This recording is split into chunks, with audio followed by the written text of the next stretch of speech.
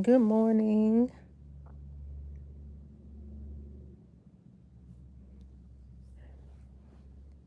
Playing around on this YouTube. I ain't been on here in about 39 years. Figure what? Hey, it's a good day to pop up, see what's going on. I know in observation alone, it's not a lot different, but I want to pop up and see if any of my homies pull up so I can say, hey, y'all, hey. Here on this good cold Monday morning. It is so cold. It's like I was never born and raised in Ohio. Hey, writers. What's going on? Long time, I know. Man, I just pulled tight. Pull back, pull tight. I'll be over here irritated. Nah, but life be going on. Life be going on. And sometimes life calls for you to be off the socials or on a different social, whichever the case. But I'm around. I am around. I'm tripping. I'm in other sectors and I'm like, wow, it's everywhere is the same. Everywhere is the same. You got church people fighting, regular people fighting, celebrities fighting. I'm like, oh my God. It's too funny. It's all good. Other than that, everything is good. Like I said, it's cold here in Virginia. And I'm pretty sure it's cold where you are, writers. I think you in New York or New Jersey or somewhere. I can't remember. But yeah, everything's going well. Riaz, hey. How you doing? See, this is why I came on live. I just want to come and say hey to everybody. I was like, I need to go live more, but I mean, the way this world is right now, honestly, it's almost like I be feeling like it just ain't no hope for people. So let me get myself in order and stay where I need to be and how I need to be. Such a hateful world. Such a hateful world. It's like we can't have our own identity. People can't make their own choices. Um, can't have their own beliefs. It's just always something that's an argument. And I think that here recently, I just look at everything. I would say with the spiritual eye. Everything ain't just face value. Some things, yes, some things are just what they are. But then there are those things that you see beyond those things. What it looks like beyond, like when you see, like, for example, one thing for me I've noticed lately is in conflict. We witness a lot of conflict on social media. And in conflict, the one thing that I notice is it's like wherever there's the most conflict, um, negativity, hostility, anything that's just draining or not productive for life, there's usually the majority. And many would think that, oh, the majority rules, but when you looking at things from a spiritual eye, it's like it's a lot of confusion. It's almost like the bandwagon syndrome in a sense. Everybody jumps on this one thing. People don't try to figure things out for their own. They just jump on. If most of the people mad, then it must be a reason to be mad, so I'm gonna be mad too. And I just always be feeling like, God is not in confusion. So therefore I've never been the one that really tends to follow the crowd. You know what I'm saying? Tends to follow the crowd because within that crowd it's like it's all conflict, but there's conflict within the conflict. So if they to the right, I'm to the left. I'm banking on good discernment and good direction and good guidance and wisdom being where there's less chaos. You know what I'm saying? Yeah, your most popular opinions that people may want to be right are usually in that chaos and, all that mess going on out here. And so I'm like, I keep myself over here out of all that. It's actually draining. It's like, man, you look at like some people are in the same space every day. I'm like, dang, are you okay? Do you have any loved ones? Did your kids eat today? Like the energy wasted is whew, the energy wasted. Everybody feel how they feel, everybody believe what they believe. Y'all know me, I believe in Jesus. So I'll be like, y'all wasting time. Cause he coming back. What you gonna do if it be tomorrow and you was on here arguing about something that ain't paying your bills and ain't meaning nothing to you? I just don't have a lot of energy for stuff that I can't change, can't fix. And if I can't, I'm not going to be on here at 53 years old, mad as hell at somebody I can't pick up the phone and tell them I'm mad at. That don't make sense to me. You know what I mean? Like the whole world is crazy. It's canceling people. I'm like, who are you that you can cancel anybody? You ain't got to like people, but you're not going to cancel Nicki Minaj. I'm like, why do you want to? Why do you care? Just don't buy her music. Don't pay no attention to her. But see, that's the way I think. And for thinking like that, I'm pretty sure I'll get called a bunch of names that don't apply. But hey, I know who I am.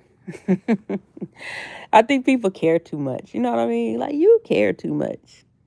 Who gives a damn? That's how I be feeling about a whole lot of stuff out here. Who gives a damn? But they ain't putting no money in my bank account. I really just don't care. That's on you. That is on you. But that's what happened when we put like celebrities and things in a place where they shouldn't be. You know what I mean? It's okay to be a fan. It's okay to like their music, but then people cross the fan thing into feeling like they know them and then like they owe them something, and actually they don't. You know what I mean?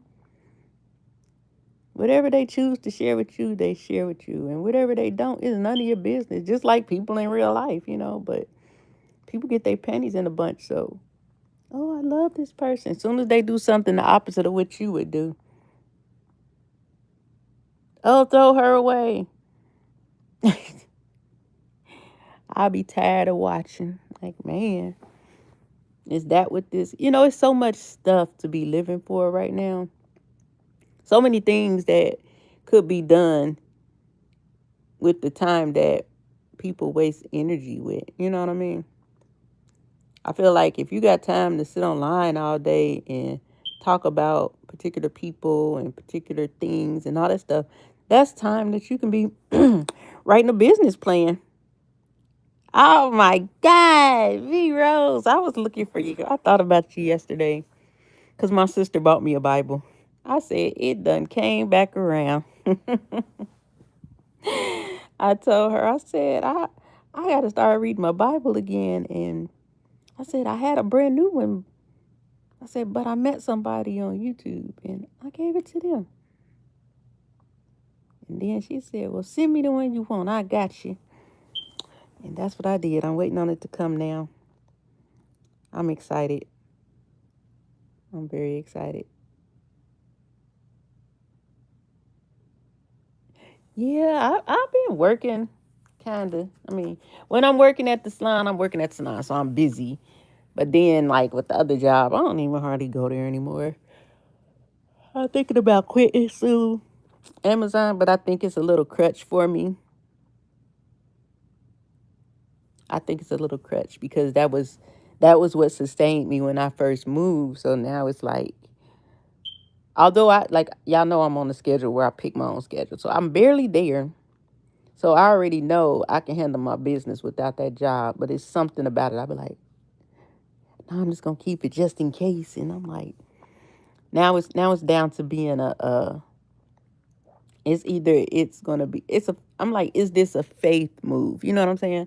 Like, am I holding on to this out of fear, and is holding on to this keeping another door shut? You know what I'm saying? So it's like I really have to I don't want to make a hasty decision, so I haven't dropped it yet. I said I'll revisit it by March to see if I'm going to let it go, because I'm like, on one hand, I could quit it and then maybe business gets slow at the shop, which I doubt will happen, but, hey, things happen. And then I'm like, dang, I don't have that little supplement. But on the other hand, I could quit, and then all of a sudden, all these new clients come flooding in, so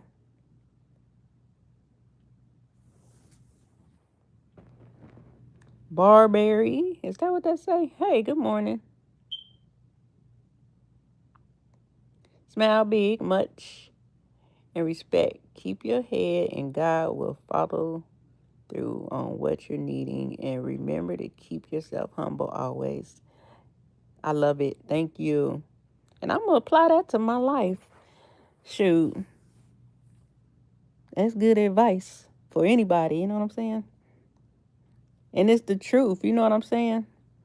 It is the truth. That's why I say we focus on so many things. All you got to do is focus on ourself, not in a selfish way, but you focus on yourself. If I focus on myself, the better I am to be of help to anybody else. But if I'm focusing on everybody else, then I'm missing something for myself. I can't go up and not worry about myself. You know what I mean? When we go up, we gotta take ourselves. And a lot of times I feel like those who are going with us are going with us. And those that we are meant to go back and get, that's what it's gonna be. And those that we're supposed to drop off and leave over there on the side of the road and never pick up again are who they are. But humility goes a long way, you know what I mean? Never being a person that I feel like you should never feel I've arrived. You know what I mean? I feel like I'm arriving. Every time I get there, I'm about to arrive again. I'm like, I don't wanna leave this world without having I guess let me see, what am I saying? I know what I'm saying, but like how am I gonna articulate it? I don't wanna leave it without having done everything that I could have done. You know what I mean? So that's why I don't like the wasting of time. Time you cannot get back. Yes, God can restore, things that we miss at certain times, but that takes you being humble and focused. You can never get things back that you missed by worrying about other people or condemning other people or hating other people. Hate will get you absolutely nowhere. Absolutely nowhere. It doesn't even pay you. It don't cost to be kind. I'd rather be kind any day. And if I got to be any other way, that means I'm not supposed to be around you. It takes me out of character. Takes me out of character. Don't let be comfortable for where you stay is not where God has planned for you to stay. You must move forward in order to learn from your mistakes. Absolutely, and you can't be afraid of making mistakes. That is absolutely what I be telling my significant other. When you're trying something new and you feel like that's the example. Starting a business. A lot of people will want to start a business and never start it, and it's for one or two reasons. Either you fear of failure or fear of success. And I don't think most people think they can fear success. Like, who wouldn't want to be successful, right? But I think that those are the people that when they start doing something and start feeling too good, they be like, oh no, that's too good to be true. And then they'll stop. You got to push through all that. The fear of failure. Failure is how you learn. You know what I mean? Like you said, you learn from your mistakes. If you don't try, you can't fail.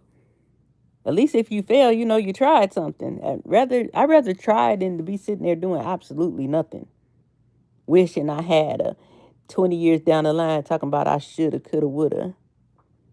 Hell, I'm out there. Whatever I feel like I need to try, I'm gonna try it. You learn from your mistakes. 100%. I wouldn't know how to run my business right now if I didn't open the first one. I didn't know what the hell I was doing. I was just, I had a partner. We decided to open a shop. I knew some stuff, but there's a lot of stuff I didn't know. The second time I did it, I still made some mistakes, but guess what? I didn't make the same mistakes I made the first time. I don't know if I'll ever open another salon, but even within a salon suite, I carry what I learned in there, and I'm still learning how to run my business even on a smaller scale. So, yeah, there's no try. You either do or don't. Like that. Say you can lead a horse to water, but you can't make it drink. And it's a whole bunch of people just standing there next to the water. I was thinking about that the other day because some people will try over and over to try to help somebody. And I don't think they get that. You can give somebody information, you can give them motivation, you can give them encouragement, you can give them many things, but that doesn't necessarily mean you're going to be able to make that person adhere to that, you know? And I feel like that's where to me that's like let's say my kids. I'm going to always lead my kids in the right direction, guide them in the right direction. But even with them, I love them, but I can only lead them there. I can't make them do anything. I can't make them do anything. So either they going to listen or they ain't. I've done my job. I told you how to get it. Go on, get it. No, I'm just kidding. But even with us, but yeah, man, I'm like, it's just so much. I don't know. I'm a person that when I get older, I'm not okay. Like, let me see. What's a good example? I seen a lady that what is that? Yesterday, I think she posted on her post. Is anyone else afraid of getting old? I see these wrinkles and I'm depressed and all this stuff. And I'm like, you should be excited. You know what I mean? Like, first of all, if you're over a certain age and you see people younger than you looking younger and looking older and looking more tired, that's a plus. But at the same time, with every change, with every line, that says I'm still growing, I'm still going, I'm still here. So it's like it's inevitable. We all gonna change and things are gonna not be the same as they used to be. But if you live a life of constantly embracing who you are, I don't think those things will bother you as much. I don't think they'll bother you as much. I'm always excited after my birthday because I'm always looking forward to the next couple birthdays because it's like, okay, I'm right here right now. Dang, I wonder what I'm going to be like when I get 55. I don't know. I've always been like that. I've never lied about my age. I'm always excited about what's next. I get frustrated in those moments when I know I didn't apply myself uh, to get to where I thought was next. But accountability is everything. I'm always accountable for the things. Anything that I have not achieved or obtained is because of me. I can't blame nobody else. Can't blame nobody else. And, well, yeah, I can't blame anybody else, but I think that sometimes especially when we're younger, it's the lack of wisdom. I didn't have that's one thing I can say. I can think back on my younger years to now. I've been doing hair for over 30 years, so I could think back to my younger years when, man, I was balling. And then to get to where I am now, I'm not saying I'm not balling, but when I think back, I'm like, if I had known better, I would be, ooh. I'm like, there's no way you should have been 23, 24, six figures. If I'm 53, imagine that how many years ago that was. That's a lot of money for that age. You know what I'm saying? Now, six figures is like, okay. But, to have that back then and not understand business, not understand investment, not understand like so many things, it's like, man, I'm like, okay, I can't do nothing about it now. Let me keep going.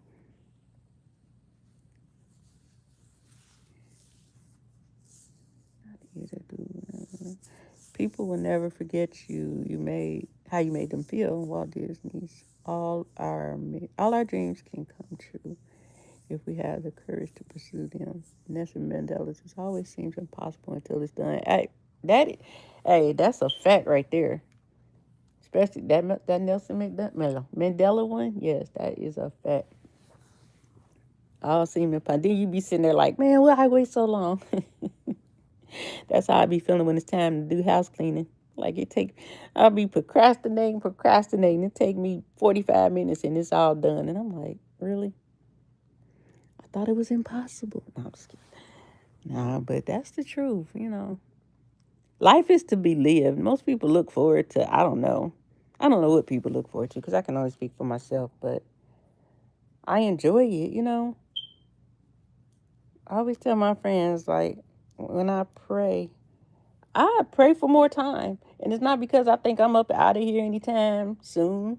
I don't know the day or when it's going to happen. God does. But just me knowing of what I would like to do in life, what I would want to feel, leave behind. I know I ain't quite there yet. Things I'd like to experience, I haven't done yet. So I'm like, oh, God, give me more time. I don't think anything wrong with asking for more time. That says I love life. I want to live. I want to live. I've I've um I've spent many years talking about how I want to be a blessing. I just want to be able to. I mean, that's easy, you know what I mean, to be a blessing. But I want to be like I said. I want to have myself in a space where I'm like out and about. I got a cool $500 in my pocket, and I just hand it to somebody, and it don't hurt. You know what I mean? It don't hurt. It's just like, psh, here you go. God bless you. But I think I get encouraged, inspired by the videos where you see people out in the streets doing stuff like that. And I've said it over and over. I said I can't wait till I can get to the point where I can just give up 500 or 1,000 and don't even think about it, don't even blink. But it hit me a couple of weeks ago, and I'm like, why do you have to wait until you get to that amount? You know what I mean? I feel like when you start doing things like that, the increase comes. So I've made a decision that every month I'm going to be a blessing to somebody for a certain amount, and it can be the whole amount to one person. It can be split between two. It can be split between four. However I feel led to do it. But a lot of times we be sitting there waiting on a different moment to come that might not come unless you start somewhere. So I feel like me starting now, when you're a blessing to somebody, you get blessed. The small amount that I do now, before I know it, I will be handing out $500, $1,000, and won't be thinking of it. Why? Because I gave. That's my heart. I just want to be able to help somebody else. Even if I ain't got everything, I'm not rich or nothing like that. But I don't want to be like I can't help you because I don't have it. I don't have nothing. I feel like I really want to be that person that follows when it says if you have someone if you know someone in need and you have it, then you should give it. You should help them. That's what I want to be. Just a good person morally. There's a lot of hurting people out in the world, and a lot of those people are hurting people. But even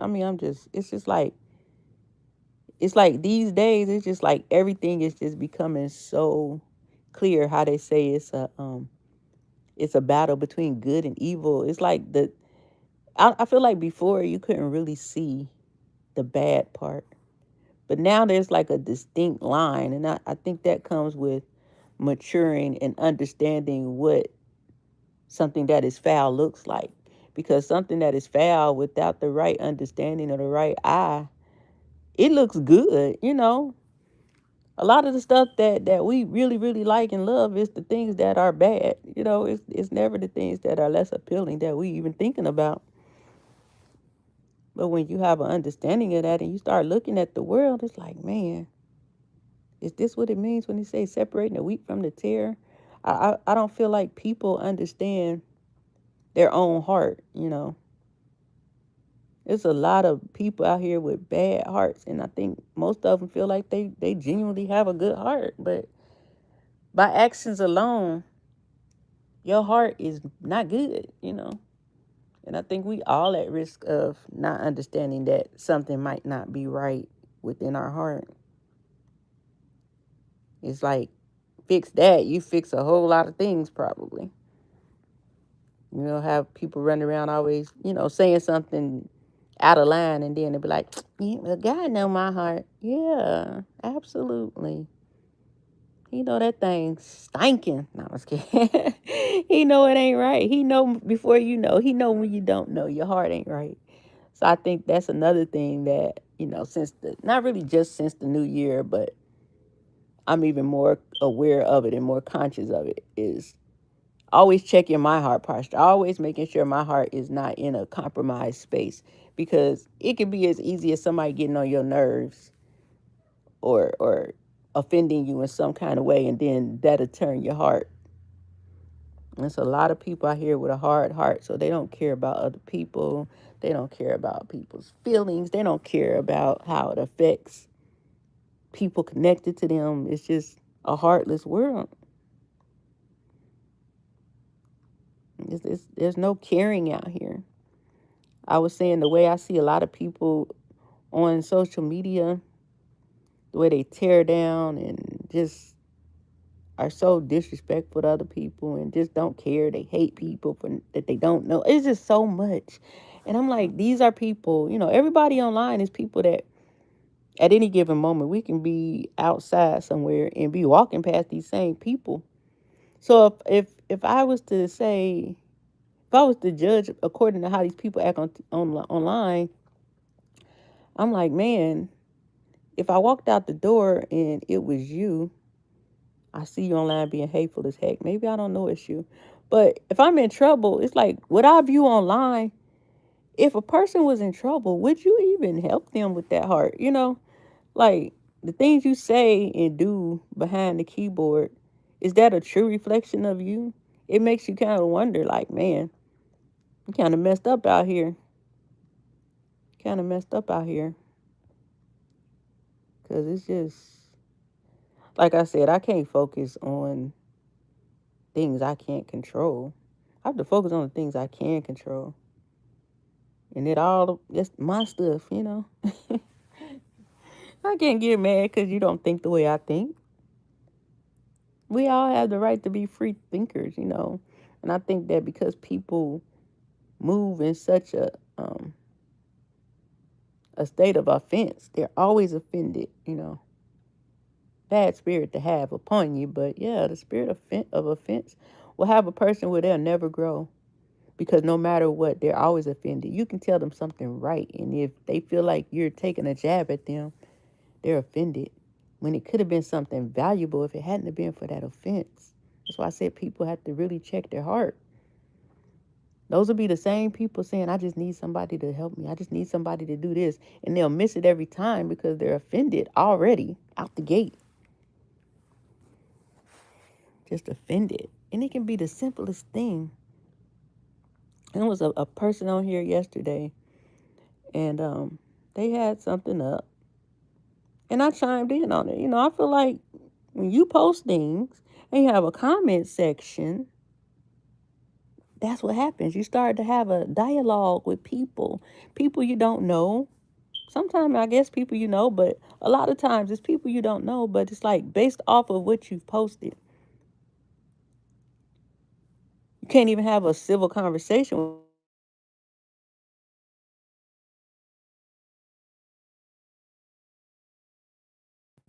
Oh, phone rang. Because they think or feel different than you. And then instead of just trying to have an open mind and an adult conversation, I'm not trying to change your mind. All I'm doing is voicing my opinion, my thoughts, sharing. Instead of being able to say, well, we don't have the same feeling about this, but just to listen to different perspectives. You know what I mean? You never know. Someone else's perspective may make you think like, wait a minute, you know what? I never noticed that. You can learn a lot from just paying attention, having a conversation. Adults should be able to have a conversation without somebody getting offended and then turning around and disrespecting you. After I stated everything I was stating, this person told me I need to Google and go do some research. I'm uneducated. And I just start laughing like, okay, I see what it is right now. You mad. That's okay. You're offended for no good dang on reason. But I ain't gonna let you steal my joy. I ain't even about to argue with you about it. I said, God bless you, son. You know, if I gotta be, if you're telling me to Google something and calling me uneducated, you, boy, everything on Google ain't true. What the hell? So Google make us educated now, right? That's why I decided sometimes you have time on that day and you might clap back, but that wasn't even worth the clap back. Somebody told me I was uneducated and told me I need to Google.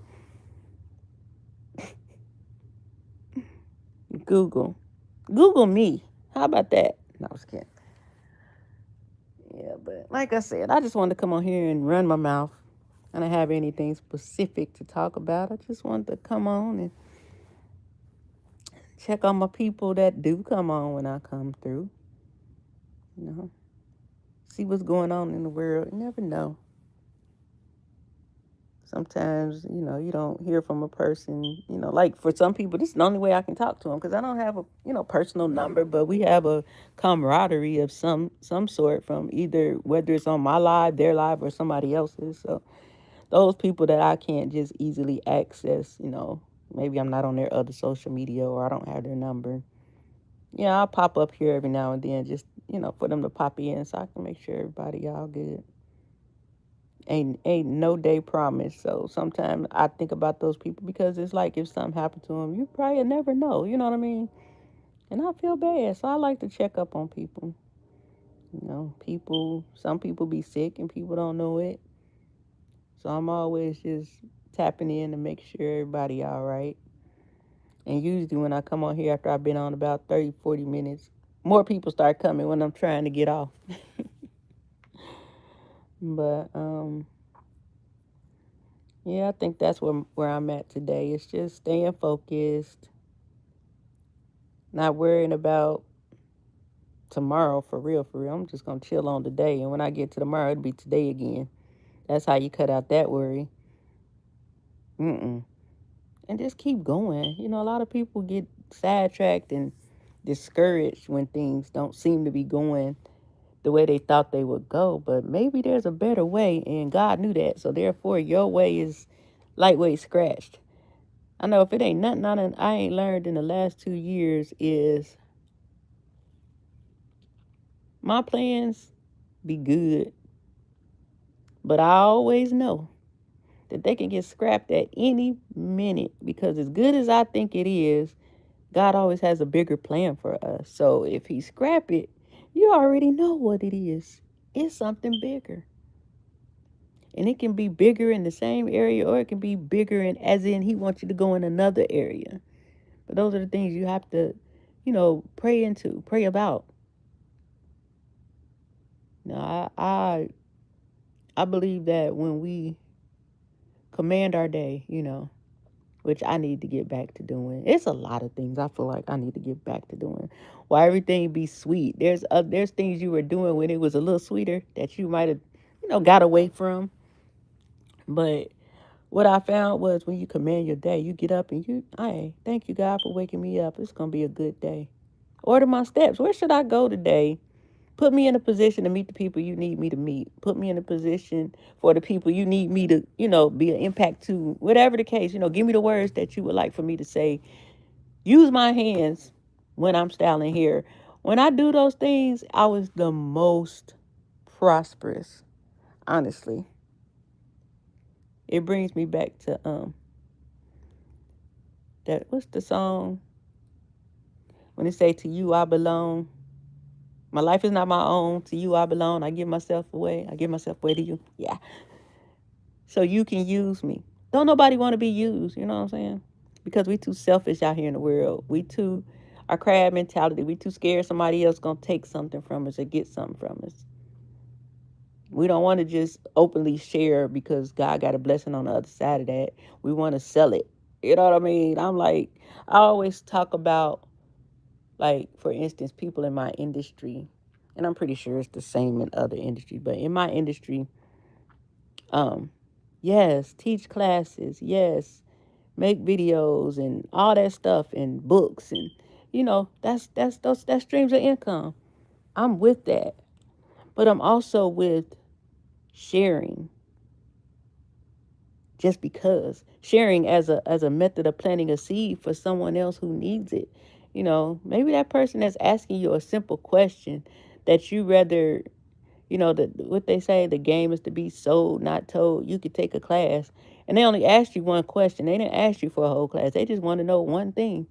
And because you feel like it's in your class, I'm not going to tell you, but if you get the class, spend this $99, spend this $3.99, and then you can get it. Imagine if that person asks you something. If they ask you 10 questions that's in your class and you answer all 10 versus telling them they can buy the class.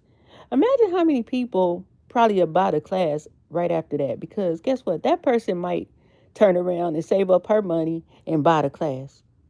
Because I feel like you can never give somebody everything. There's nothing like having a class where you going in depth and getting details of things. That in my case, it would probably be a look and learn of things or even a hands-on of things. But if I was that person that was always saying the games be sold, not told, it's like, how do you grow? You know what I mean? Where do you, to me, that says I'm thankful for what I'm allowed to teach, what I'm capable of teaching. I'm grateful that these people pay for my class. I'm even more grateful that somebody even thinks of me enough to ask me a question. Where is my water, Lord? Yeah, I'm more grateful that they're asking the question because that means I'm doing something clearly right. It's visible. I'm being seen. So, me sharing with one person isn't taken away from my bottom line. It isn't taken away from me gaining what I set out to gain. But we can hinder ourselves by gatekeeping. Like I said, I have classes. I teach classes. But if you DM me and ask me a question, there's not ever a time that I'm going to greet you back with, well, I got a class on that. Not without giving you the answer to that question. I'm going to answer the question. I'm going to say, I also have a class, or I have a book available that you could get, da da da. But I'm not going to ever not answer that question. Mm-mm. Mm-mm. Because you never know. I answer that question, she might come back with 10 friends and they all want to take the class. We be shooting ourselves in the foot.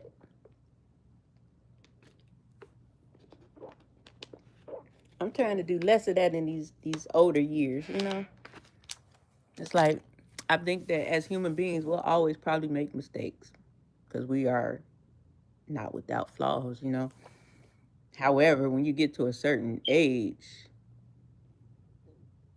you should be more in tune with when you're about to make a mistake or like learning, what we were saying earlier about learning from your past mistakes.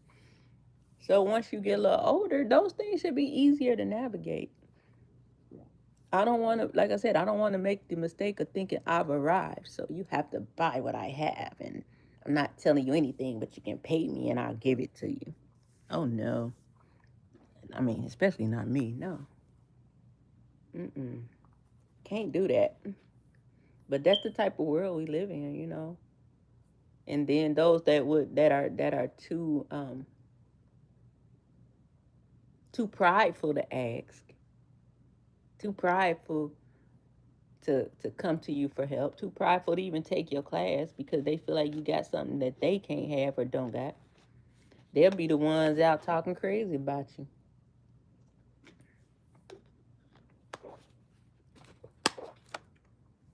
I think we make life harder than it is. To be alive is great. So it's like Why would I waste my living on being hateful, on not being a kind-hearted person, on arguing and fighting on a daily basis? Life is precious. Life is a gift. I'm not wasting my gift. It's so much stuff that I would want to happen before it's all said and done. I can't become that person.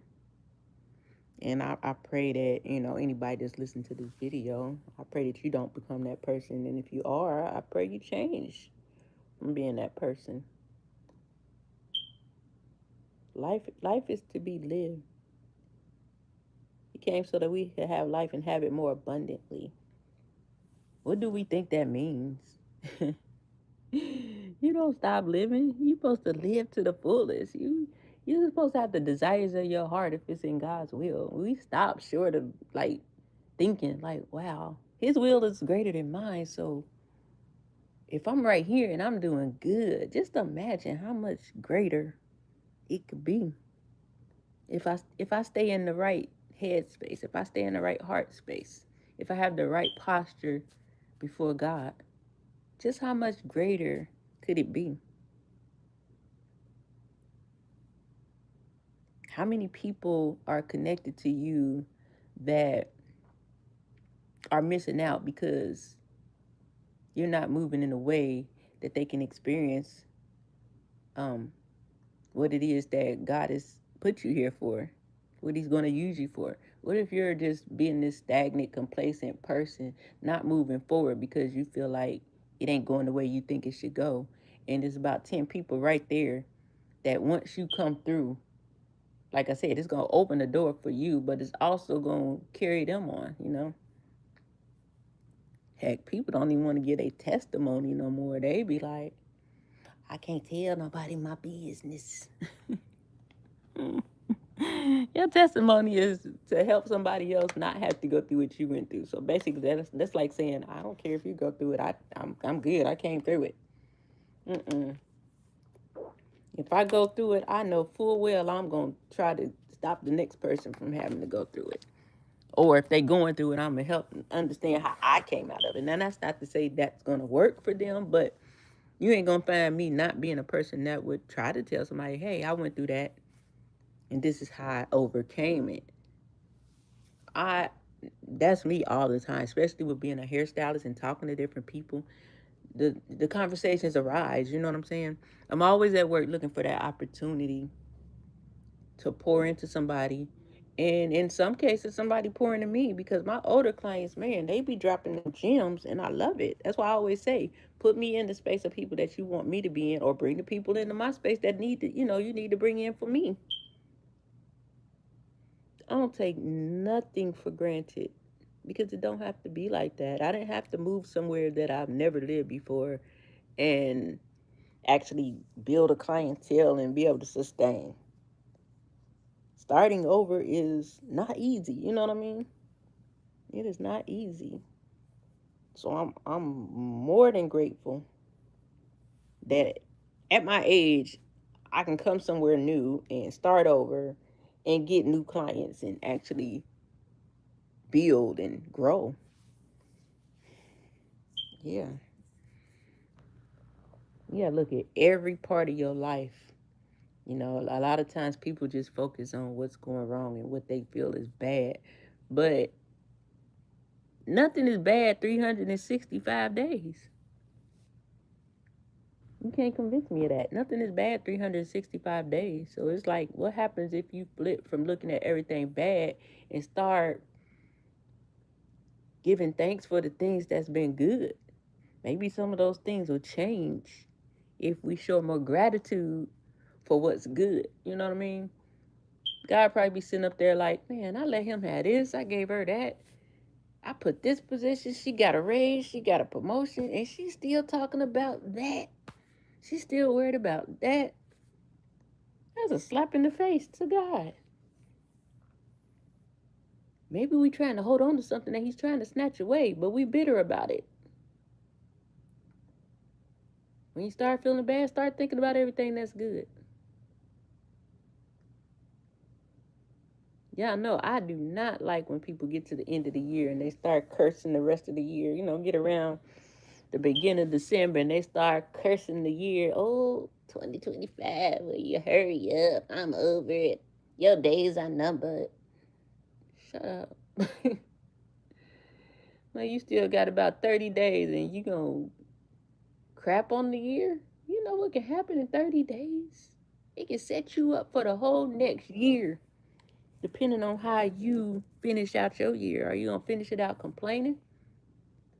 Or are you gonna finish it out being grateful for everything that was good in that year? I'm not about to focus on a few bad weeks. Because most of the time what's gonna happen is you're gonna carry that bitterness into your next year. And that's why every year at the same time you're saying the same exact thing. Oh, this year been this year been that. Putting your mouth on the year, man. When you put your mouth on the year, that's what happens. You recycle it every single year. That's why I stop all that resolution stuff and everything. I'm keeping on going. I'm going to keep going. Girl, did you see what so and so, did you see what Trump did? No. I'm over here growing my business and minding my business and focusing on what I'm trying to do. Because once I get sidetracked on stuff like that, then I'll be like the rest of the people in a panic. I'm like, God's will be done. I can't let myself get excited or fearful because of something going on in the world. If God tells me that I'm in it, not of it, you know what I mean? I'm here, but that don't make me, I'm a kingdom citizen, baby. I ain't got time for the shenanigans. Always seems impossible until it's done. I really like that quote. I'm glad that Barbary dropped that in here. I really am. I appreciate that. Yeah, I don't know. I guess I just came to rant about the world.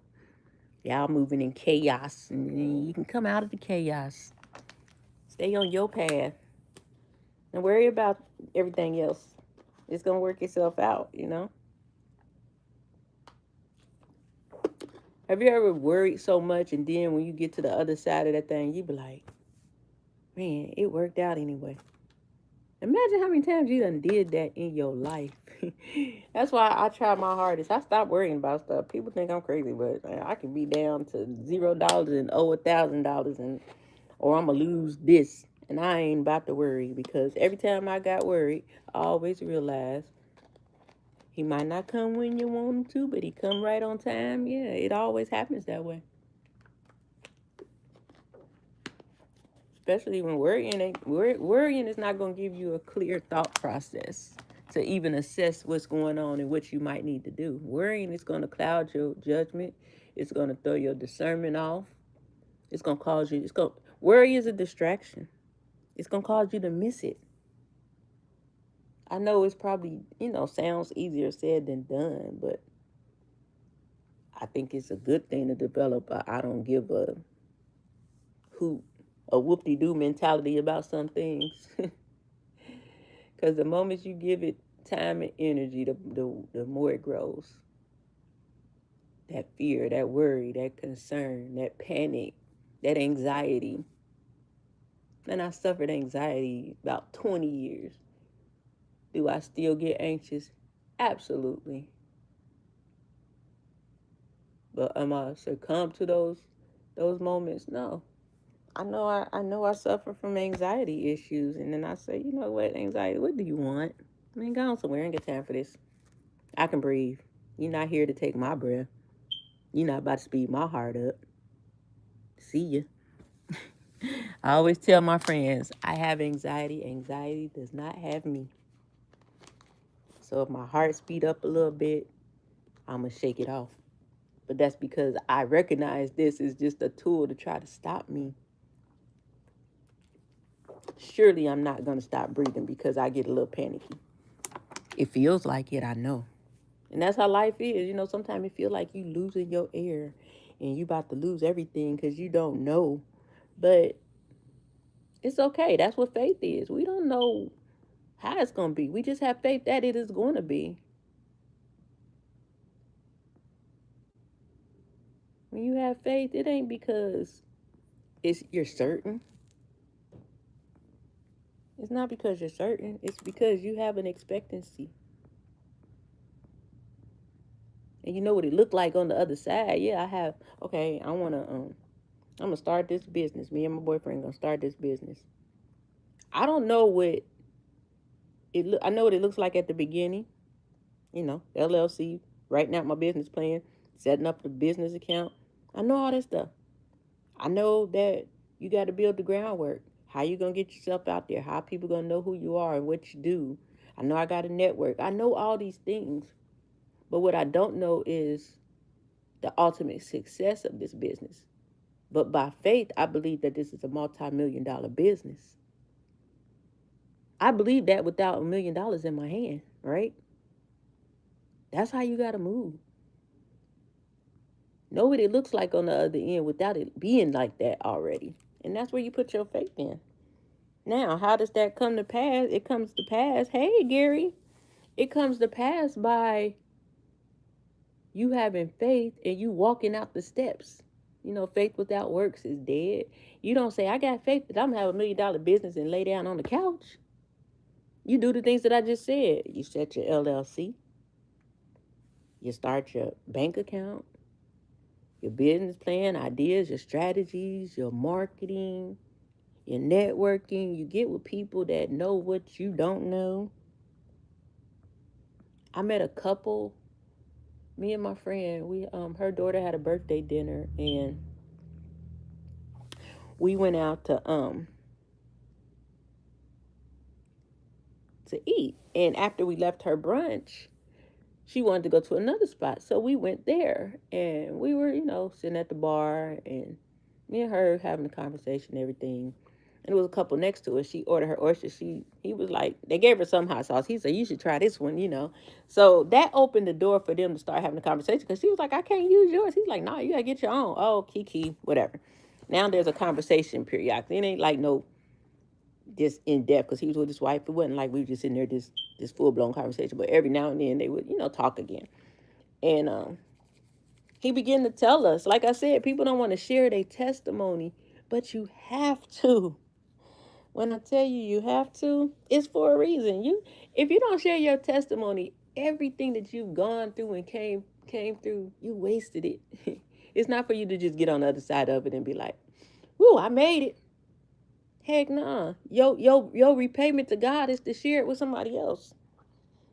But like I can't remember exactly how it all started, but I know the conversation, in a nutshell, it went from um, him telling us how he used to be like a big drug dealer in New York, and he was smoking and drinking, and just badass, and things was happening, and then something bad had happened. So him and his wife, they moved, and he said he said he was a bad boyfriend. They end up moving to Virginia. Then he talked about how God saved his life. And I think that because you're sitting at a bar, people tend to try to shy away from the God conversation because it's a little weird. But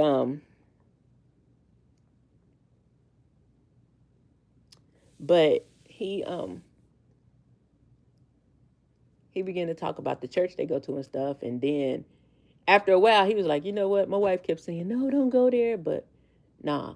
So he said, when you got God as your foundation, this happens, this happened, this happened. If you ain't standing on God, these things can't happen. Because that's the way it happened for me. We came here, my wife, she started the business. He said, it's in her name because women get uh, grants and things for being a woman and for being a minority. They were like Puerto Rican or something.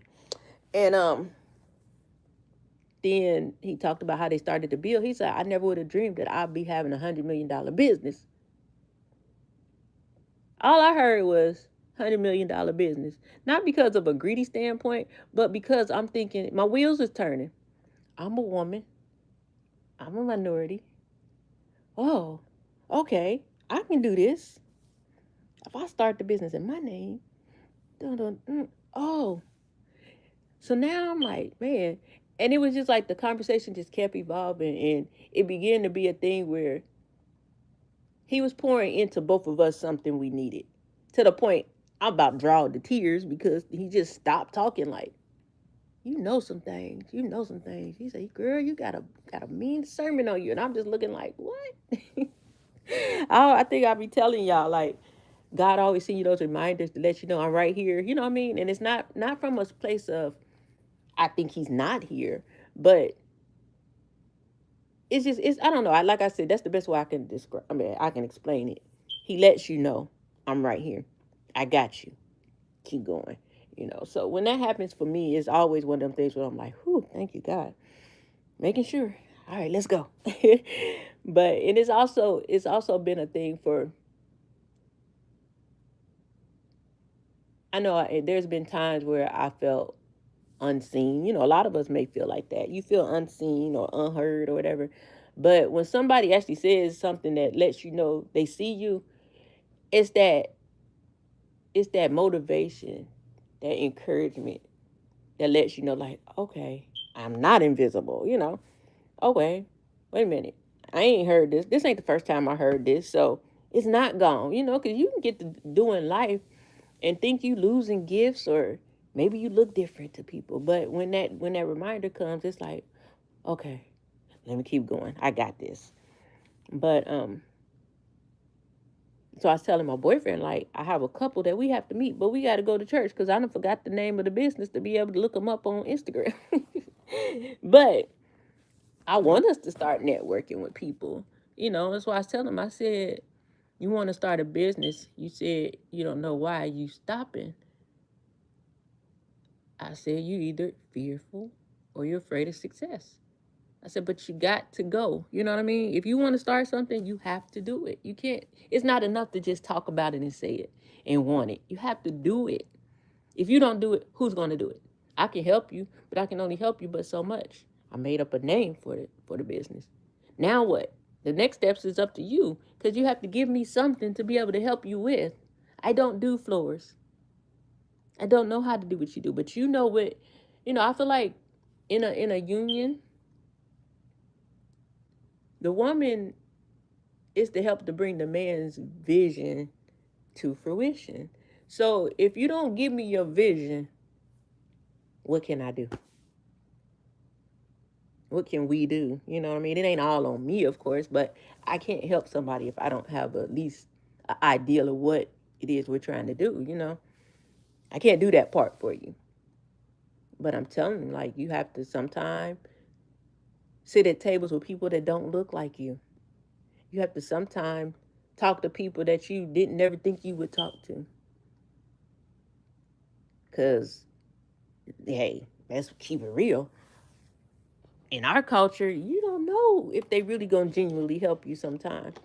But because we'll be so stuck in our allowing our race to be our identity, we won't even step outside this box. So a lot of people stay stuck in a repetition of not going anywhere because their help is over there with the Indian man that they don't want to talk to. It's over there with the dude that they didn't like in high school because he was a dumb jock. But now he has something you need, but because you're still mad about high school, you don't want to talk to him. We have to do better. We definitely have to do better in that sense. But there's always somebody that know more than you. We're never the smartest person in the room. So if this lady knows how to get these grants, it's easier for me to talk to her and get an understanding of that. And then I know even how to research.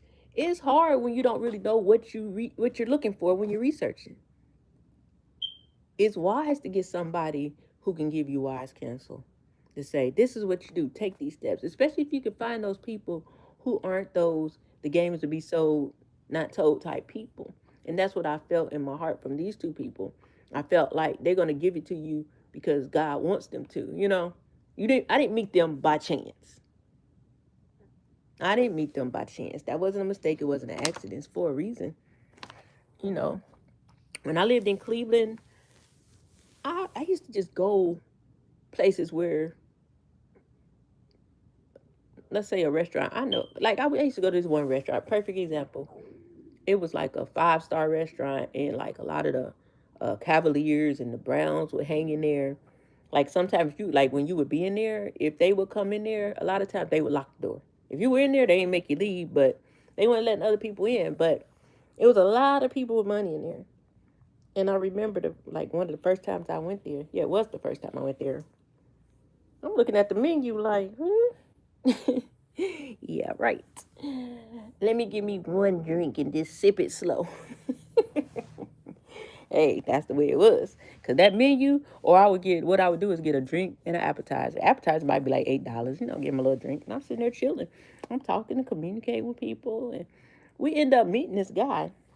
He's a Caucasian man, and we just talking, and next thing you know, he buying us drinks, and next thing you know, we walking up the street to the next 5-star restaurant, and he introducing us to this food and that food. Come to find out, he the owner of the first restaurant. That's when I really understood being around people that are where you're trying to go, or being where they know the way. Being around people that are where you're trying to go. Being around the people that can give you solid information. Brushing shoulders with people. I don't want to go in the room with a bunch of broke people thinking I'm going to grow from there. No, I want to brush shoulders with the people that got the money.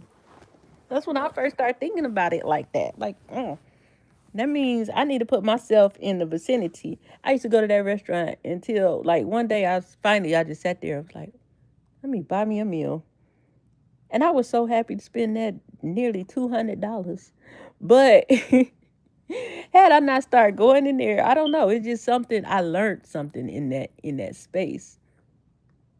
That if you with 4 broke ninjas, you're gonna be the 5th one. I don't want to be broke. I don't even want to be broken. You know.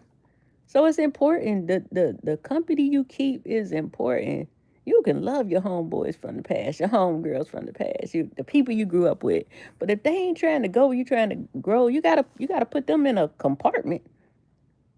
If they ain't even okay, maybe they ain't trying to go where you trying to go. But if they ain't being encouraging and telling you, man, you got talent, you need to be doing this, you gotta put them in a compartment.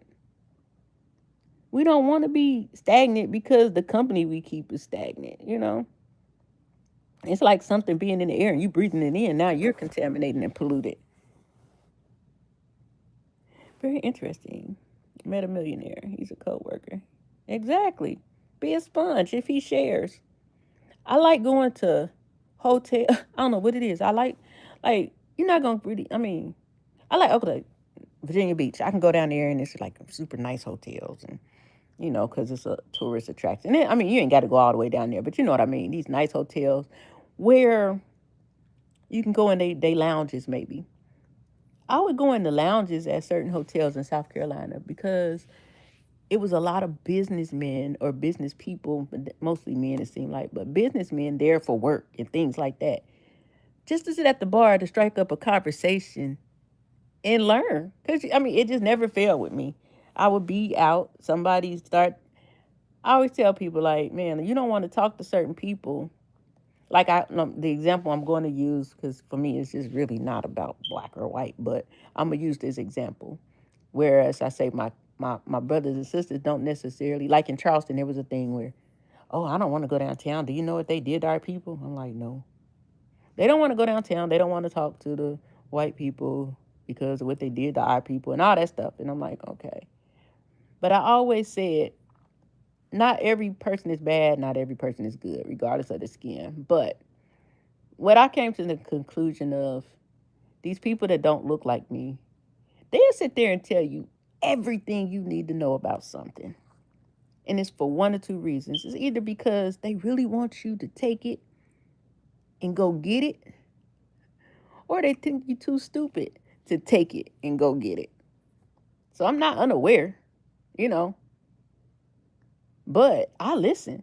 If I'm sitting next to somebody and they talking about $1 million down the street, take a left on this street, take a right on that street, and go by the oak tree in the middle of the park, it's $1 million. I'm going to go down that street, turn that corner, and go to that tree. How to? If I'm sitting next to a millionaire and he telling me how he got his millions, why am I not listening to this? What can I use from what he did, she did? I don't think none of us are here to be poor, you know? But if we got a poor mentality, a poor spirit, then that's what happens. That's why I said I want to be a giving person. I don't want to be a person who has a hard heart. I don't want to be a person that's not caring. I'm not like, I don't even like when people in the street ask for something and people be like, shoot, I'm struggling too. Man, just say I don't have it today. Just say you don't have it today. I ain't giving you no money for no drugs. Just say you don't have it today. Because I feel like regardless of what they gonna do with this, either you got it or you don't. Me, I'm a person that if you ask me for something, if I can help you, I will. And I'm not gonna sit here and think, what are you doing with this money? Because they have a need. Now, what their need is, I don't know. But I had it to help. I can give this person $2. They asked, they need it. I pray they do something good with it and not do something, that they shouldn't be doing. But I'm not going to miss my blessing because I was not kind to a stranger. We worry about the wrong thing. God will set you up. Somebody asks you for $20 and you'll be like, I ain't got $20 for you for go buy no drugs. It might have been for their kid. Or he might just want to see if you're going to say yes or no. I remember that happened to me, man. This man was outside our Dollar General asking everybody for $19.99 to buy a fan belt. His car had broke down with his kids in the car and all this stuff. And that day I put my purse in my trunk and I went in the store with my card. And I went in. I came back out and he asked me. I said, I don't have any cash.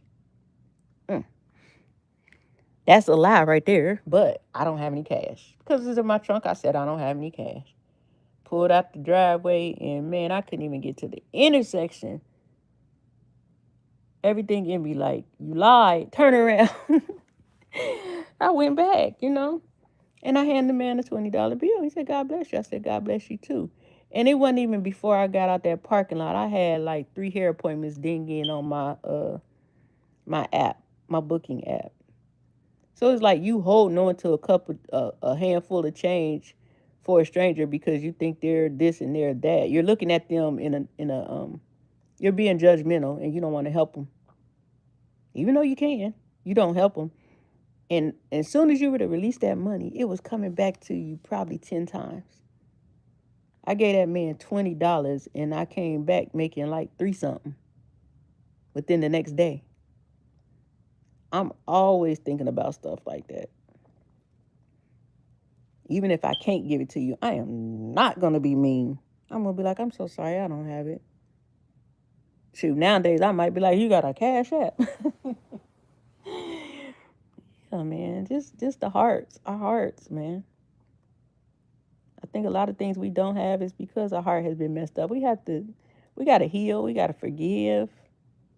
And I know everybody like to be like, but I forgive you, but I don't forget. Well, God forgave you and he forget.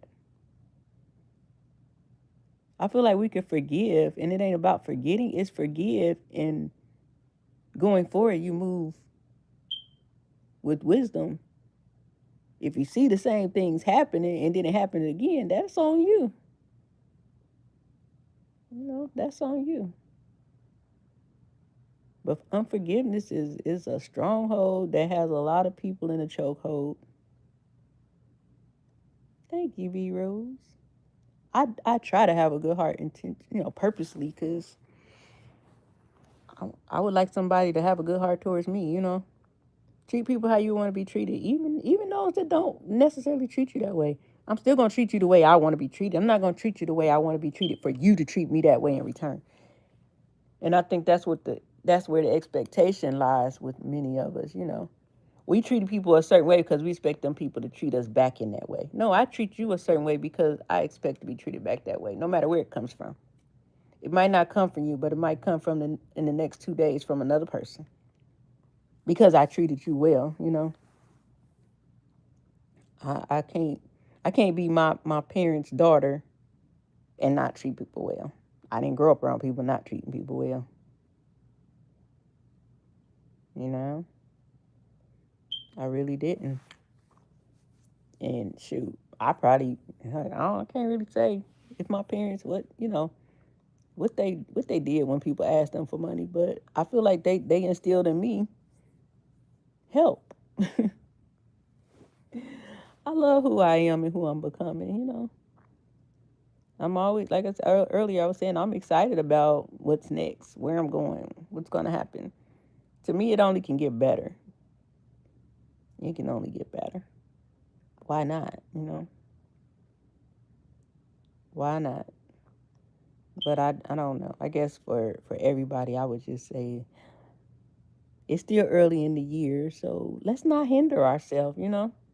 Don't hinder yourself because you didn't want to be kind. Don't hinder yourself because you remember what somebody did to you 5 years ago.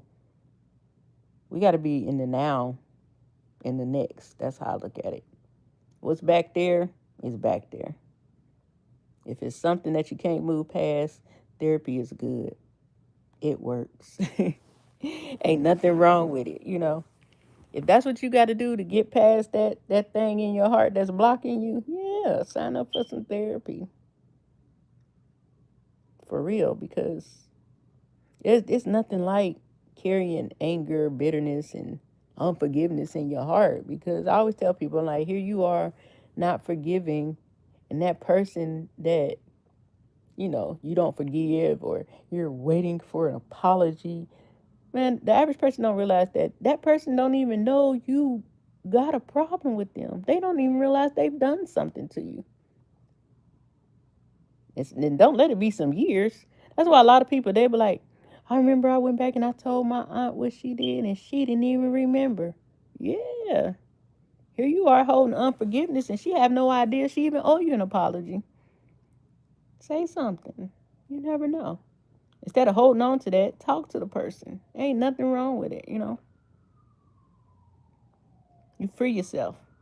Because I'm telling you, the things we hold on to, it harbors in areas in your body. It causes sickness. It causes pains. It's like everything is like a spiritual connection. The things we hold on and harbor to can cause you to be sick. Like right now, somebody probably having a headache because of something they have left unchecked. It was for me unforgiveness. My neck was jacked up. You hear me? Jacked up. The people at the chiropractor like, oh yeah, this is disintegrating and it's not gonna get better, but there's things we can do to prolong it. AKA keep taking your money. But when I learned of my unforgiveness and I freed myself from it, my neck never hurt again. So it was like, okay, what was y'all looking at on that x-ray? To this day, I don't have any problem with my neck. And that was probably 2019, 18. I'm so sure about that. If somebody in my chair say my neck, oh my God, I'd be like, who you need to forgive? And they look at me, most of the time they look at me like, how do you know that? Yeah, because I know. Trust me. Stomach problems. You dealing with pride more than likely. There's things we have to really check our heart and free ourselves. Things be having us bound and we won't prosper because either we don't recognize it or we just stubborn. Be mad as heck at your cousin from 20 years ago. I got two aunts right now that don't talk. I can't even remember why they got into it. They literally got in a fist fight. Probably not 20 years. No, they kids are in their 30s. So it's probably dang on near 40 years ago, man. Sisters, and they still not cool. They gonna need to get that right. Cause I just don't see how you can inherit the kingdom with some hate in your heart for your sibling. It's like grow the heck up. I remember I seen their kids going at it on social media, and I'm like, we not about to carry this old generational mess on. Cut it out. Like, y'all about to get mad at each other because of something with your mama, and neither one of y'all was born. No. I was big cousin that day. I turned to big cousin. Yes, I did. I was not playing either because I seen it. You know what I mean? I seen the argument and I seen the fist fight and I see how they are today. My prayer is that they don't leave this world. You know, they in what, 60s now? My prayer is that they don't leave here with that. For real. And then I'm sitting here saying this. I need to call my aunt because I ain't talked to her in many years. I don't want to be her. Shoot. I do not want to be like her. Just mad for nothing. I ain't even mad. I just ain't been fooling with them. And that's being honest, you know. That's in all honesty. But yeah, I don't know. I guess that's what I needed to say today. Check your heart. Be kind. If you can help somebody, help them. Go for your goals. Don't be scared. Put yourself in rooms that you don't think you deserve to be in. Just go in there looking good. Get cute.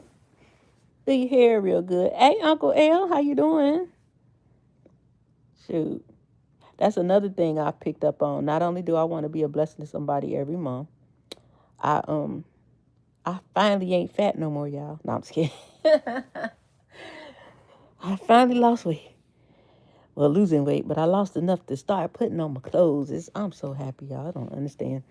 I think the last time I was on here, I was walking and stuff. I had lost 10 pounds and I was just stuck for a minute. But, you know, I've gotten down now and I've made a conscious decision that, okay, I'm going to make a style. I don't know. Like, I don't be knowing how I want to dress, but I'm like, right now, I'm gonna look at some things. Let me get some ideas of what I want my look to be. Because I'm my brand, you know what I'm saying? So I want to be, you know, I want to fit the part of what I do. I'm a stylist. I want to look stylish. So I started buying clothes, you know. I got my little plan idea. And you feel so much better, you know what I mean? When you got your health in order, your body in order, you're not like it's like one of those things where I know my weight was too much, but people are gonna be like, "Oh no, you fine, you just thick." I'm like, it's more than that. I don't have a problem with being thick. I have a problem with being overweight. But it's thick to you and it's overweight to me, and it's really overweight. It's not just thick, honey. And it wears on you as a person. You're looking in your mirror and then everything ain't looking how you want it to look, and it's like, and see, Rose, you always thought that, but it's like that was just like me pulling together things I had that I could actually fit. You know, in 2024, I had gained weight, right? I bought a whole lot of clothes. And then I grew out of them clothes. I bought bigger clothes in 2024. I bought bigger clothes in 2024 and then could not fit them. So this time, I'm like, I'm not about to buy bigger clothes because if I buy bigger clothes, that means I'm about to be fat. Hell no. So I did what I had to do. I've lost weight. And you look like, oh, I look like an old boot. Girl, a boot tongue? You are crazy. Look, get that together because you are a beautiful woman. We not having that. I don't care if you don't do nothing else. Treat yourself once a month. Treat yourself once a month until that turns into 2, 3 times a month, 4 times a month. At least look the part getting there. Yeah, even if you got to go on YouTube and find some do-it-yourself hairs that I don't care.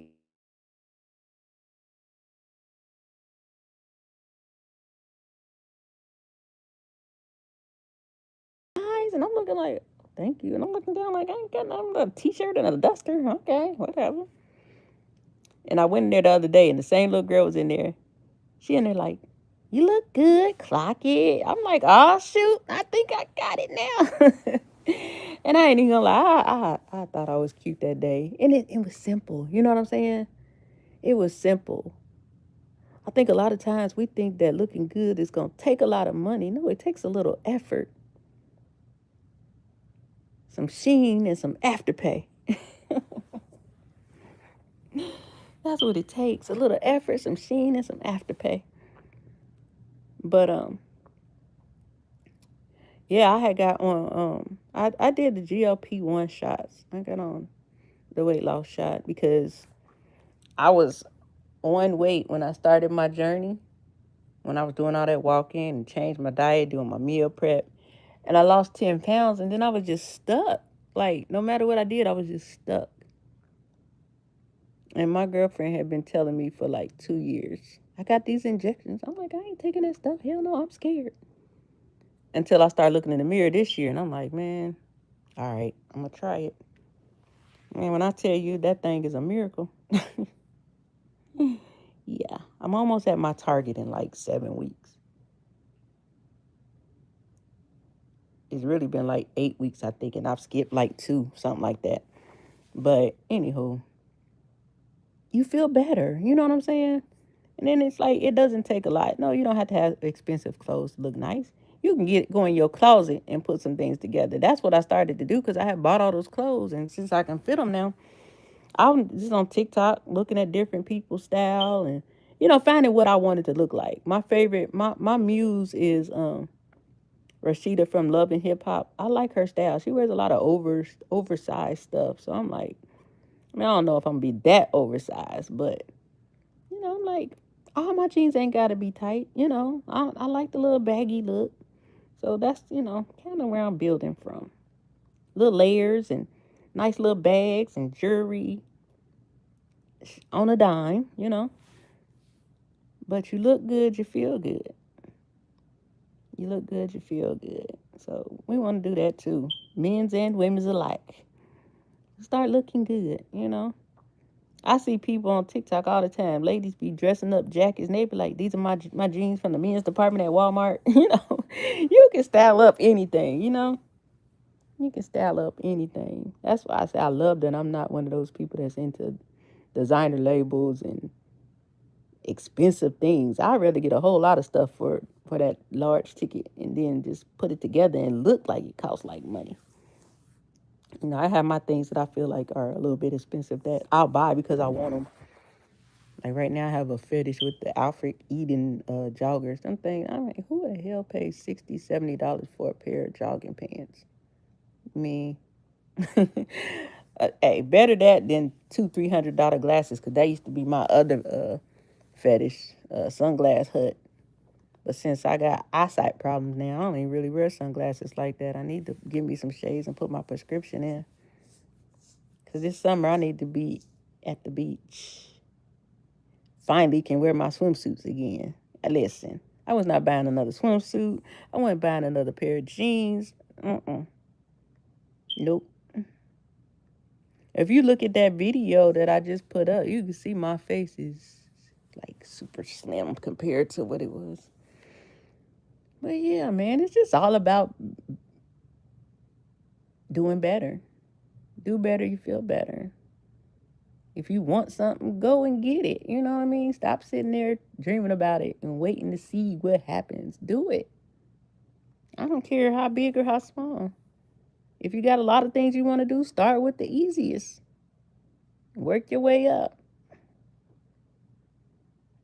Don't you want to talk about your accomplishments one day? I know I do. I don't want to be like, "Oh yeah, I did hair for 75 years." The end. I would be so mad if I had to do hair 75 years. I don't know how long I'm going to do hair, honestly. I love to do hair, so I'm not thinking retirement. But what I do think is if I want to retire, I need to be able to. So that's my mindset on when I'm going to stop doing hair. It's being able to. I don't want to be 62 and can't stop doing hair because if I do, I won't survive. I know some stylists like that. If I'm doing hair at 65, it's because I genuinely just love it and I'm there for, that's what I'm called to. I think that sometimes your calling is where your gifts and callings can be where you're employed or your career lane. I do believe I'm called. I don't believe I'm called to do hair, but I believe that doing hair is my platform so that I can reach the people that I'm called to. So if I'm still there at 65, it's because I'm still on that journey. That's still my path, you know. It's not about the money at that point. It's about being obedient and being there for the people that are sent to me for whatever reason.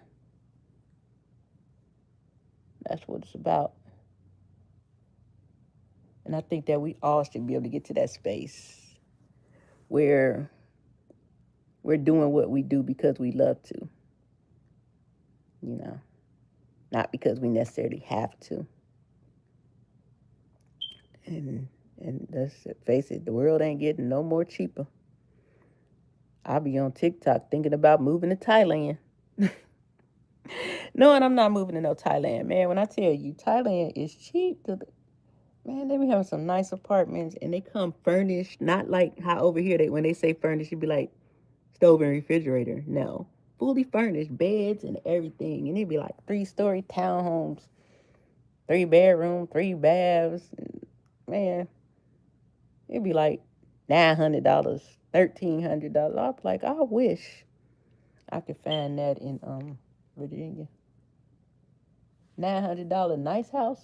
Shoot, if you pay $900 rent here, you gonna probably have to crawl on the floor all the time, cause you might get pow. Yeah, but yeah, it's nice. I'm like, they got the world's largest 7-Eleven over there. That thing is huge. And this guy, he was like going on a little tour. He went to this it's like the world's loudest spa. And they was in there they like do your feet, you get massages and things like that. And then there was another section where you came in and they was like partying. I was like, man, that looks so fun. They had just opened a wing stop. The line was crazy. Their Pizza Hut has like it's more like it's like, yeah, you get the pizza, but then the menu has like ribs and steak and all this stuff on it. I'm like, man, that is so cool. This one apartment building, they had a like a boxing rink in there. Like they had a gym with a boxing rink, they had a nail shop, all this different stuff. I'm like, dang. And here we are thinking luxury is a pool and a workout room. And we be paying like $2,000 for 900 square shoot. Yep, about 900 square feet. I think before I moved from Charleston, I was paying $1,450 a 740 square foot apartment, 1 bedroom.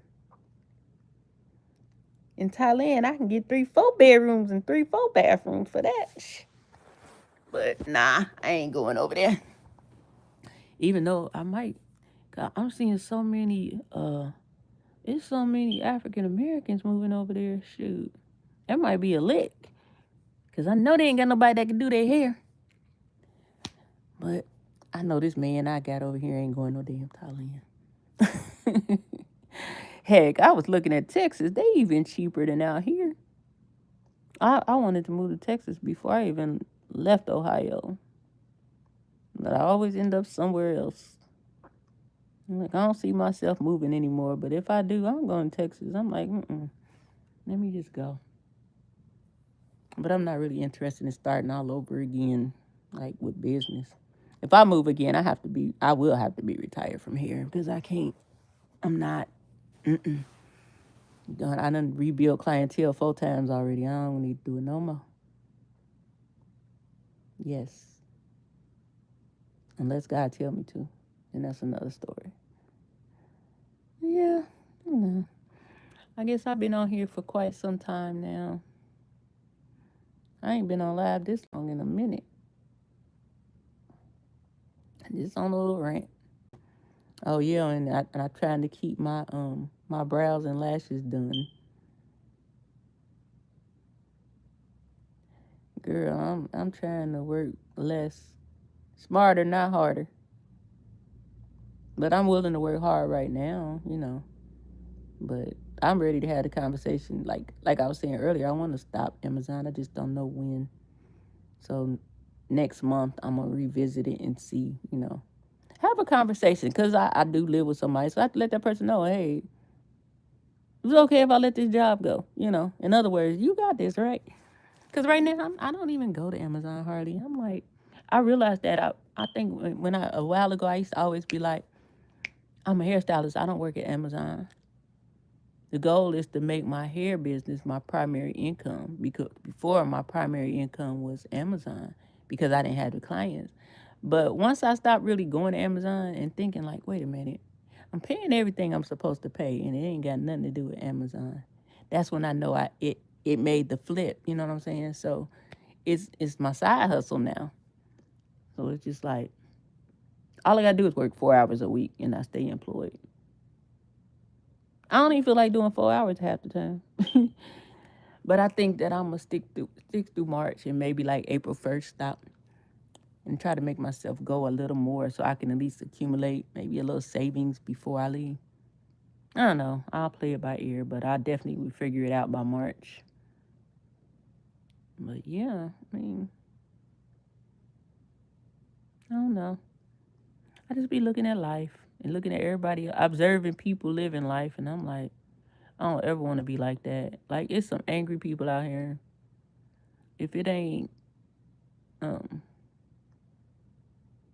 I think the worst thing I see right now is the whole with Christian Rock and they trying to take her kid and calling children's services, doing petitions, and I'm like, God, why do y'all got all this energy? Leave that girl alone. Mind your business. People will make a narrative out of a clip. And it's not just with her, it's just period. We see it on the internet. It may be a little clip, it may be one thing somebody said, and they'll build a whole story around it, and then the whole world will pick up that story. And we know what happens when one person says something, the next person to say that, but they'll make a twist to it, and it'll keep happening. By the time it get to 1 million people, it's horrible. But it's like, why do y'all have this every single day, this energy? Like, what makes us wake up and be like, we have to take this girl's child because she is not doing this. She can't do this and she doesn't do that. She's not a good mother. When you don't even see this person 24/7. Yes, baby probably has a disability. However, why y'all think that girl don't know what it is? It's like we feel entitled to know people's personal business, and if they don't tell us, then we're gonna say what it is. We're gonna make it up what it is, what's going on.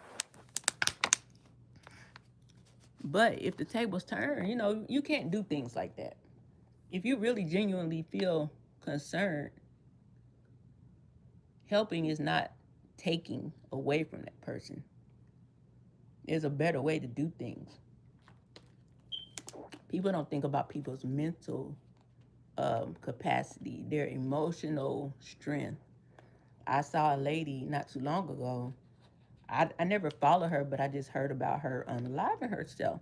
And they were saying she got bullied online. I think about things like that. Like, you don't know what a person, how a person is taking a thing, taking things. Why do we have so much energy to destroy others, when our lives probably ain't perfect for real? Or when we've gone through things that haven't been maybe favorable in the eye of other people. At the end of the day, people are human beings, and most of us are children of God. But like I said, it makes me wonder, like, if you're so hateful and don't have no love and compassion for somebody you don't know, I'm gonna just assume you're not of God. Can't be, because God don't move like that. God doesn't move like that. God don't tell you to stick your hands in things that he got his hands on. But see, I fear God. I'm scared if I mess with this person, if I do this, what he gonna do to me? So, no, you're supposed to pray for people. If you think that something is wrong or something is, there's danger, you pray. But people will literally say, I don't want to pray. Oh, I hate her. I'm like, mm-mm. And I'm not one to go back and forth with people, but I literally told this girl the other day. I said, well, if you hate her, you can't love God. It's impossible. She never respond. Because sometimes people, it's like, wait a minute, do you hear yourself? Why do you hate somebody you don't know? That's impossible. How? Hate yourself. But it's sad, just how people operate. We see that over here. People, most of these people that's going at it right now on this internet don't know each other. Only based off of interactions on social media. None of us know each other 24/7 off this internet. Yeah, we might see a little more of some people because of how they choose to operate their hours, but nevertheless, you do not see people 24/7 to be able to make a educated assumption about what's going on or what's not going on. That's when it becomes none of your business. So when it's all said and done and something is proven not to be a fact as you thought it was, then what are you going to do? What do you hold on to? You're going to hate that you was wrong and still hate them, more than likely. I just pray for the world. I pray for everybody in the world. Everybody. I pray everybody come into a relationship with God. I pray to everybody with a hardened heart that they begin to allow God to soften their heart, because it's not fun just being a miserable, bitter Debbie Downer, messy Marvin. It is not cool. It's not cool to see a bunch of old people being hateful. We supposed to be the ones that's helping the ones back there and giving them wisdom and guiding them. These old ladies, I think what it is, people retire and don't have crap to do. So now they've got this identity online and they feel like they're superior and they want to come and tell the world how to live when they really inside of a closet by themselves, miserable. Miserable. One thing I know, if you're a person and the whole world coming at you, you carry a lot of power and you are very, very, very important. Because I promise you, if a person is evil, the devil ain't trying to, man, you can be out here doing everything wrong in the world. It ain't the devil coming at you. He ain't thinking about you.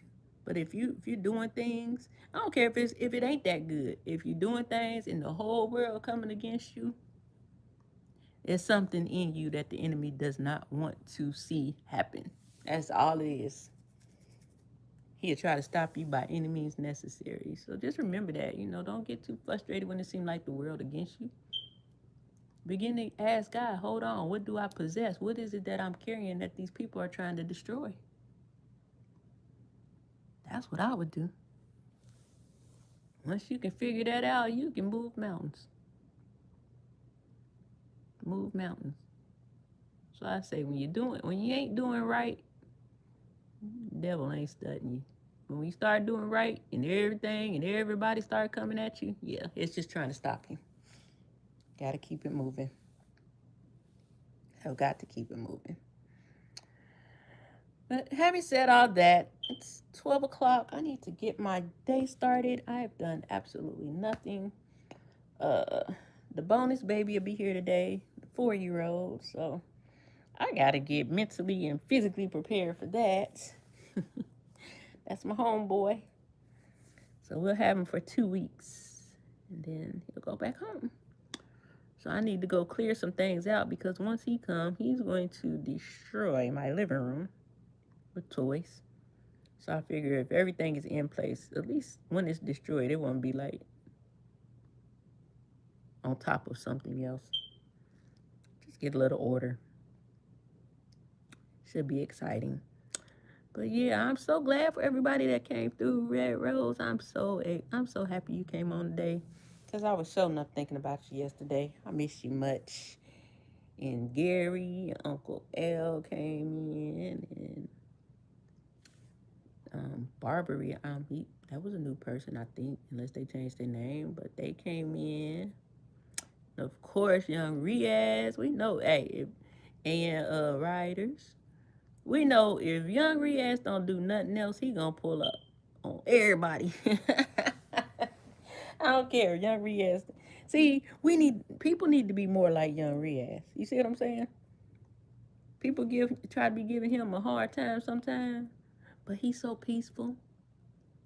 He don't pick up a side. He support everybody.